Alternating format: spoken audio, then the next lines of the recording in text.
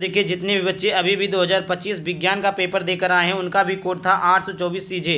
तो वो अपने इस पेपर को मिला ले कि 20 ऑब्जेक्टिव क्वेश्चन में से कितना ऑब्जेक्टिव क्वेश्चन उनका सही गया है, और जितना भी ऑब्जेक्टिव क्वेश्चन सही गया वो लोग कमेंट में बताएंगे कि 20 में से इतना ऑब्जेक्टिव क्वेश्चन मेरा सही गया है। और किसी भी बच्चे को और भी पेपर का सोल्यूशन चाहिए तो वो कमेंट कर देगा, किसी कोड का सोल्यूशन चाहिए तो मैं प्रोवाइड करवा दूंगा।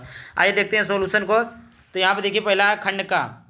खंड में भूगोल प्रश्न पहला दिया है कि किसी बिंब का उत्तल दर्पण द्वारा प्रतिबिंब आभासी सीधा तथा प्रतिबिंब से बड़ा पाया गया बिंब की स्थिति कहाँ होनी चाहिए? मुख्य फोकस तथा वक्रता केंद्र के बीच, वक्रता केंद्र पर, वक्रता केंद्र से परे, दर्पण के ध्रुव तथा मुख्य फोकस के बीच। तो इसका डी ऑप्शन सही हो जाएगा, दर्पण के ध्रुव, इसका डी ऑप्शन सही है, डी ऑप्शन सही हो जाएगा, दर्पण के ध्रुव तथा मुख्य फोकस के बीच में।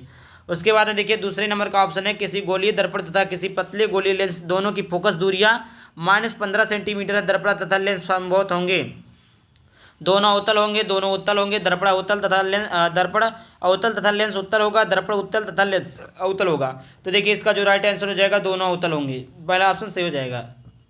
तीसरा यहाँ पर किसी शब्दकोश में पाए गए छोटे अक्षरों को पढ़ते समय आप निम्न में से कौन सा लेंस पसंद करेंगे? तो यहाँ पर देखिए बच्चों, यहाँ पर जो सही ऑप्शन हो जाएगा पहला है 50 सेंटीमीटर की फोकस दूरी का एक उत्तल लेंस, दूसरा 50 सेंटीमीटर दूरी का एक अवतल लेंस, तीसरा 10 सेंटीमीटर फोकस दूरी का एक उत्तल लेंस, 10 सेंटीमीटर फोकस दूरी का एक अवतल लेंस।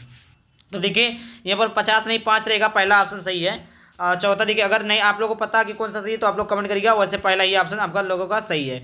आगे बात करते हैं, चौथा है मानव नेत्र जिस भाग पर वस्तु का प्रतिबिंब बनाता हुआ है, कार्निया, परितारिका है, पुतली है, दृष्टिपटल है। तो दृष्टिपटल जो होता है मस्तिष्क के पीछे होता है, वहीं पर जाकर प्रतिबिंब बनता है।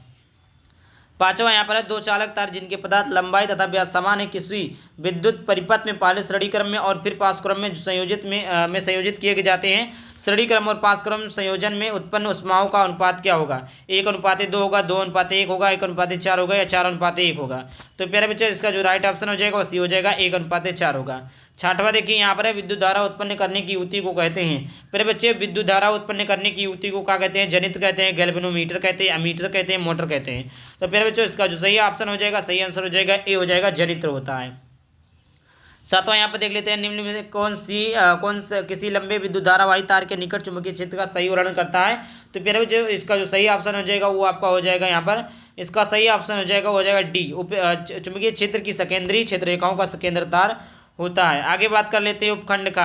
आठवां एक विलेन लाल लिटमस पेपर को नीला कर देता है, इसका पीएच मान संभव है मेरे बच्चों? तो इसका 1 है कि 6 है कि 3 है कि 8 है? तो बाबू यहाँ पर देखिए इसका जो सही ऑप्शन हो जाएगा वो हो जाएगा आपका 6 है। जो नीले क्या है नीले क्या लाल लिटमस पेपर को नीला कर देता है, ये क्या है? 6। चलिए 9वें नंबर का प्रश्न है यहाँ पर जिंक चूड़ तनु सल्फ्यूरिक अम्ल की क्रिया से गैस निकलती है, क्या निकलती है? O2 निकलती है। जिंक चूड़ क्या होता है बच्चों? Z1 होता है प्लस H2SO4 होता है। जब इसकी क्रिया कराएंगे तो क्या बच्चों जिंक सल्फेट बन जाएगा, H2 गैस बाहर निकल जाए। इसका ऑप्शन नंबर डी सही है। चलिए बात करते हैं 10वें का। एल्काइन का सामान्य सूत्र होता है फिर बच्चों, एल्केन का में सिंगल बॉन्ड होता है, एल्कीन में डबल बॉन्ड होता है, एल्काइन में ट्रिपल बॉन्ड होता है। तो यहाँ पर देखिए ट्रिपल बॉन्ड किसमें है? इसमें भी नहीं है, सॉरी हाँ ठीक है सही है। और देखिए अगर सूत्र की बात की जाए फिर बच्चों तो देखिए जो ये आपका किसका सूत्र है? ये आपका एल्केन का है, ये आपका एल्कीन का है, ये आपका एल्काइन का है। 10वें का ये ऑप्शन सही हो जाएगा आपका फिर बच्चों। आगे बात करते हैं 11 नंबर का प्रश्न है एल्डिहाइड का प्रयात्मक समूह होता है। एल्डिहाइड का प्रयात्मक समूह क्या होता है? CHO होता है। तो CHO किसी एल्कोहल का होता है, ये आपका कार्बोक्सिलिक है, ये आपका कीटोन है। ये बी वाला ऑप्शन आपका सही हो जाएगा। क्या फिर बच्चों 11 नंबर का बी ऑप्शन सही हो जाएगा।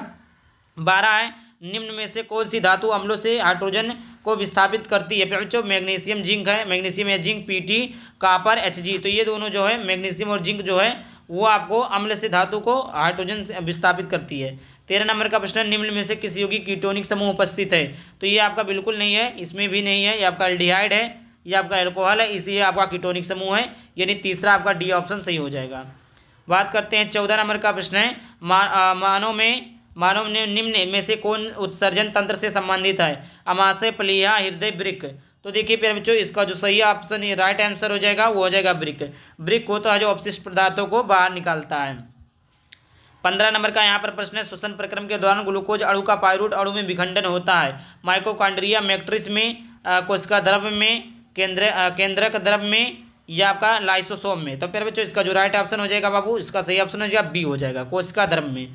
आगे बात करते हैं 16 नंबर का। यहाँ पर देखिए 16 नंबर का प्रश्न है कि जीवों में अपने कायिक भाग से नए जीव के निर्माण की क्षमता को कहा जाता है?